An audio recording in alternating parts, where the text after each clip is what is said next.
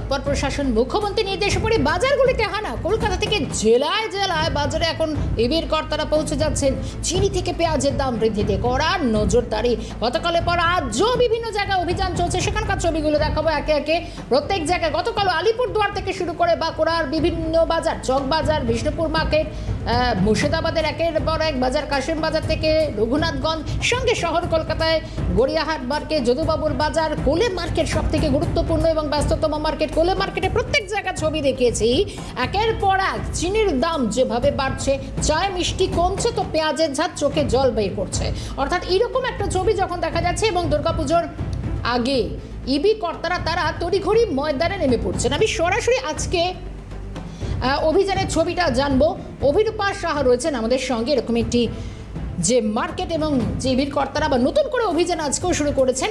অভিরূপা, গতকাল আমরা দেখলাম যে তড়িঘড়ি ময়দানে কালোবাজারি রুখতে রাশ টানতে ইবির কর্তারা তারা ময়দানে ঝাঁপিয়ে পড়েছেন।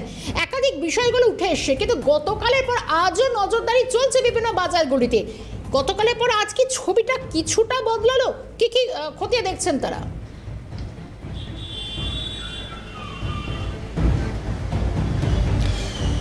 দেখো, মূলত রাজ্যের সর্বত্র এই অভিযান চলছে, তার মধ্যে ব্যতিক্রম নয় কলকাতা।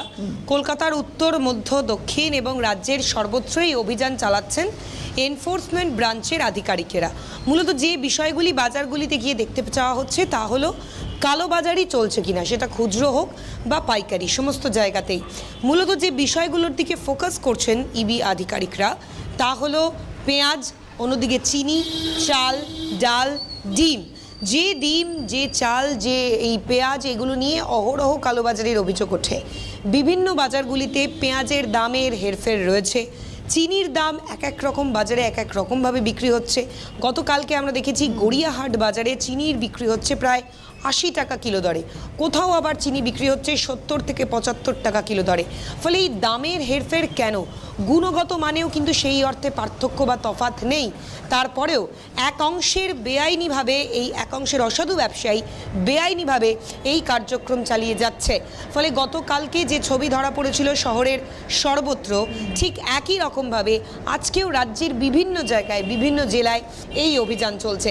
শুধুমাত্র অভিযানই নয়, এনফোর্সমেন্ট ব্রাঞ্চের আধিকারিকেরা যেভাবে তথ্য সংগ্রহ করছেন, যেভাবে লিস্ট কালেক্ট করছেন এবং এই যে বেআইনিভাবে যে অসাধু চক্র কাজ করছে, তার পরিপ্রেক্ষিতে কোনো না কোনোভাবে কিন্তু আইনানুগ ব্যবস্থা নেওয়া হবে। তার কারণ পাইকারি বাজারে যে মাল বিক্রি হচ্ছে, সেটা কাঁচা সবজি হোক বা ডেয়ারি প্রোডাক্টস, সমস্ত কিছুই যদি যে দামে বিক্রি হচ্ছে, তারপর খুচরো বাজারগুলিতে যদি দামের হেরফের বা তারতম্য থাকে, তাহলে এই তারতম্য কেন?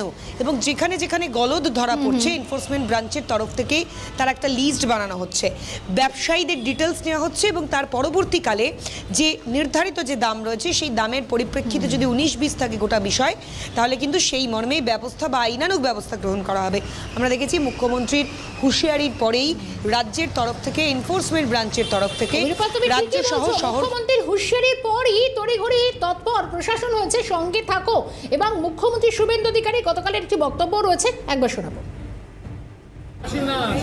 টাস্ক ফোর্স ইনঅ্যাক্টিভ হয়ে গেছিল, যা হয়, সরকার চেঞ্জ হয়েছে, সেই টাস্ক ফোর্সকে সব অ্যাক্টিভ করা হয়েছে এবং আপনার রাইস মিল এবং চিনির তাদের যারা মজুদদার, তাদের বিরুদ্ধে অ্যাকশন নেওয়ার জন্য আজকে আমি চিফ সেক্রেটারি আমরা থেকে মিটিং করেছি। 2-3 দিনের মধ্যে আশা করছি সব আপনার ঠিকঠাক হয়ে যাবে। এটা ঠিকই ছিল, এই আপনার 2 সপ্তাহ একটু গন্ডগোল করেছে। এটা 48 টাকা রেটেই ছিল, কিন্তু এই আমরা অ্যাসেস করেছি 2 সপ্তাহ আগে 58, আর এই 2-3 দিন হলো 68। কন্ট্রোল করে দেবো আমরা পেয়ে গেছি, লিকেজ কোথায় আছে পেয়ে গেছি, এখানে হবে না সুযোগ, স্ট্রং গভর্নমেন্ট আছে। আমরা আরও একবার ফিরবো, অভিরূপা রয়েছেন আমাদের সঙ্গে। অভিরূপা, আমরা বিভিন্ন ক্ষেত্রে গতকালও যে বক্তব্যগুলো এসে দেখলাম যে অনেক ক্ষেত্রে দোকানদার, ব্যবসায়ীরা বলছেন নানা অজুহাত তারা খাড়া করছেন। মুখ্যমন্ত্রী বললেন যে 2-3 দিনের মধ্যে টাস্ক ফোর্সের সদস্যরা তারা যে নজরদারি চালাচ্ছেন অনেকটা নিয়ন্ত্রণে আসবে, অর্থাৎ একটা স্বস্তির জায়গা ফিরতে পারে।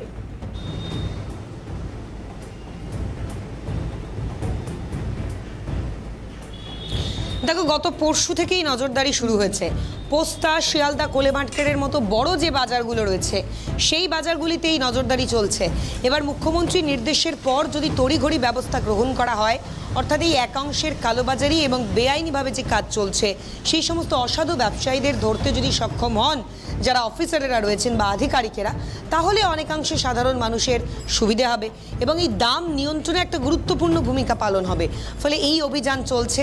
এই গত 3 দিন ধরে বা আজ নিয়ে বিভিন্ন দোকান থেকে এই লিস্ট সংগ্রহের কাজ হয়েছে। এবার তারপরে অ্যাকচুয়াল যে সবজি বা কাঁচা পণ্যের যে দাম, সেই দাম মিলিয়ে সেটা সঙ্গে থাকো। এই মুহূর্তে আমরা টাস্ক ফোর্সের অন্যতম সদস্য রবীন্দ্রনাথ গোলে আমাদের সঙ্গে রয়েছেন। রবীন্দ্রনাথ বাবু, সিএনএ স্বাগত জানাবো। সঙ্গে এটা একটু জানার চেষ্টা, মানে আমার মধ্যে দিয়ে আম দর্শক তারা জানতে চাইছেন যে চিনির দাম যেভাবে চায় তারা চিনি দিতে পারছেন না, যেভাবে দাম বৃদ্ধি, সঙ্গে পেঁয়াজের ঝাঁজ তো কাঁদিয়ে দিচ্ছে, হেসেলে একেবারে অগ্নিকাণ্ডের অবস্থা। তো এই পরিস্থিতি বিভিন্ন টাস্ক ফোর্সের সদস্যরা আপনারা যাচ্ছেন, বাজারগুলি দেখছেন, কেন এই দাম চচ্চর করে এতদিনে চললো, কি কারণগুলো দেখছেন আপনারা, কতদিনে নিয়ন্ত্রণে আসবে?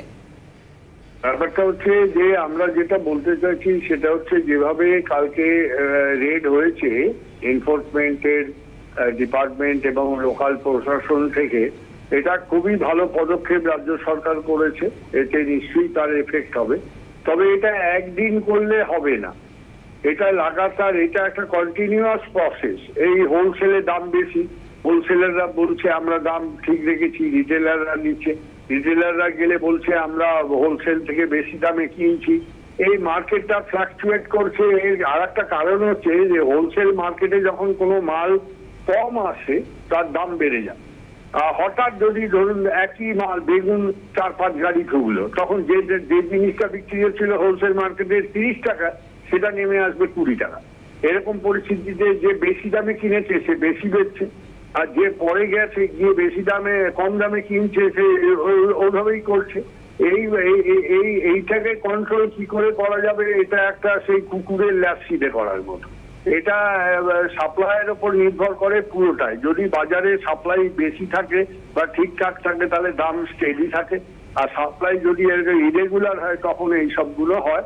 সেই ক্ষেত্রে নজরদারিটা কন্টিনিউয়াস, একদিন করলে হবে না, এটাকে কন্টিনিউয়াস চালাতে হবে। যেভাবে এতদিন চলে এসছে বিগত দিনে, সেভাবে করলে আমার মনে হয় এটা একটা জায়গায় থাকবে। রবীন্দ্রনাথ বাবু, আপনারা মাঝে মধ্যেই যখন দাম বাড়ে তখন বিভিন্ন জায়গায় দোকানীদের সঙ্গে কথা বলেন, কিন্তু বিষয়টা হচ্ছে সত্যি কি যোগানের কম রয়েছে, ঘাটতি রয়েছে, নাকি একদল অসাধু ব্যবসায়ী সবসময় নিজেদের পকেটটাকে অনেক বেশি মুনাফা লাভের জন্য এই দামটা চচ্চর করে চলে? তাতে তো আখেরে এই পরিস্থিতিটা কেন হয় বারবার, পুজোর আগে বিশেষ করে?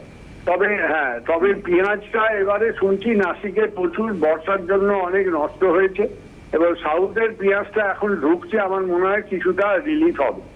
আর চিনি সরকার ইম্পোর্ট করছে বলছে, ফলে সেখানেও কিছুটা সুবিধা হবে।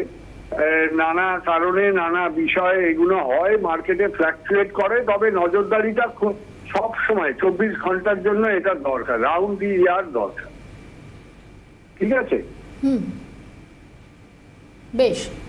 রবীন্দ্রনাথ বাবু, আরও একটা বিষয়, কারণ ইবি তো রেড হচ্ছে, আপনিও তো বহু জায়গায় যেরকমটা আমরা জানি যে বারবার যেরকম দাম বেরো আপনি নিজে ময়দানে নামেন, টাস্ক ফোর্সে বিভিন্ন বাজারগুলিতে যান, কিন্তু এই যে দাম নিয়ন্ত্রণটা, এটা কতটা দ্রুত হওয়া সম্ভব কি মনে করছেন? অন্তত বাজারগুলো দেখে যেমন হচ্ছে। শুনুন, ব্যাপারটা হচ্ছে নতুন সরকার আসার পরে আমরা ব্যবসায়ী সংগঠন থেকে যে কোঅপারেশনটা করি সরকারকে, সেটা এখনো আমাদের দিক থেকে করা হয়নি। এই জন্য যে আমাদের কেউ বলেনি, এটা তো মুখ্যমন্ত্রী ডাইরেক্ট ডিল করে, সেই জন্য এটা একটু ডিফারেন্স হচ্ছে। এটা নিশ্চয়ই মুখ্যমন্ত্রীর সঙ্গে আমার আলাপ পরিচয় আছে, এটা নিয়ে যদি দেখা হয় আমরা দেখাও করব। আমরা দেখছিলাম সরকার কিভাবে কি এগোন না এগোন, সরকার তার কাজ করছে, আমাদের দিক থেকে সহযোগিতা চাইলে আমরা নিশ্চয়ই সরকারের পাশে থাকবো। As a traders organization, forum of traders organization পশ্চিমবঙ্গের পক্ষ থেকে আমরা বরাবরই ছিলাম, আগামী দিনেও থাকবো। বেশ, রবীন্দ্রনাথবাবু, সময় দেওয়ার জন্য ধন্যবাদ জানাই। টাস্ক ফোর্সের অন্যতম সদস্য রবীন্দ্রনাথ কোলে আমাদের সঙ্গে ছিলেন। অর্থাৎ বাজারগুলির যে বর্তমান অবস্থা এবং তৎপর রয়েছে প্রশাসন, চিনি থেকে পেঁয়াজের দাম, এবং পেঁয়াজের দামটা খুব তাড়াতাড়ি হয়তো আয়ত্তের মধ্যে চলে আসবে, এমনটা যেরকম জানা যাচ্ছে। অভিরূপা রয়েছেন আমার সঙ্গে, অভিরূপার কাছে আরেকবার ফিরি। অভিরূপা, যেরকমটা তুমি শুনলে যে রবীন্দ্রনাথ বাবু তিনি নিজে যেমন স্পষ্ট করছেন, বিষয়টা হচ্ছে বাঙালির সকালটা শুরু হয় এক কাপ চা দিয়ে, সেই চাটা এবার প্রায় চিনি ছাড়া হয়তো হতে পারে এমন একটা আশঙ্কার জায়গা তৈরি হচ্ছে।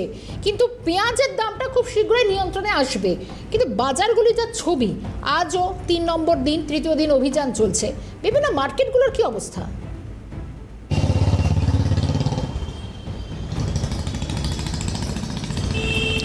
দেখো, তোমাকে প্রথমেই বলছিলাম বিভিন্ন মার্কেটে চিনি বিক্রি হচ্ছে এক এক জায়গায় এক এক রকম দামে। গড়িয়াহাট মার্কেটে 80 টাকা হলে যদুবাবুর বাজারে 70 টাকা, লেক মার্কেট বাজারে 75 টাকা। এই দামের তারতম্য কেন? এক, দ্বিতীয়ত হচ্ছে পেঁয়াজ এবং টমেটোর দাম মাঝে মধ্যেই আকাশচুম্বী হয়ে যায়। সেই পেঁয়াজ এবং টমেটোর দাম এর আগেও বেড়েছে, তারপরে নিয়ন্ত্রণেও এসেছে। কিন্তু মাথায় রাখতে হবে, চিনির দাম বৃদ্ধি হলে সর্বোপরি সমস্ত দ্রব্যের দাম বাড়তে পারে। তার মধ্যে সুগারি ড্রিঙ্কস থেকে শুরু করে মিষ্টির দোকান, সামনেই উৎসব আসছে, উৎসবের মরশুম, সেই সময় বাঙালির প্রতিটি ঘরে ঘরে মিষ্টি প্রয়োজন, ফলে মিষ্টির দাম বাড়তে পারে, ডেয়ারি প্রোডাক্টসের দাম বাড়তে পারে, এই সম্ভাবনাগুলো রয়েছে।